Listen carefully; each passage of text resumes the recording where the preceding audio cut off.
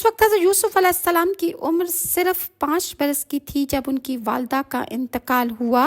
اور وہ اپنے 11 بھائیوں میں سب سے زیادہ حسین و جمیل تھے،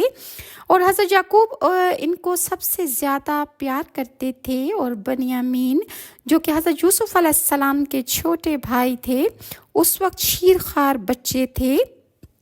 اور ان کی خالہ لیا نے ان کی پرورش کی تھی، اور حضرت یعقوب علیہ السلام کی ایک بہن تھی۔ ایک دن حضرت یعقوب علیہ السلام کی بہن نے حضرت یعقوب کے گھر جا کر سب بیٹوں کو دیکھا، لیکن ان کو کسی بیٹے پر بھی پیار نہ آیا مگر حضرت یوسف علیہ السلام کو دیکھتے ساتھ وہ ان پر فریفتہ ہو گئیں،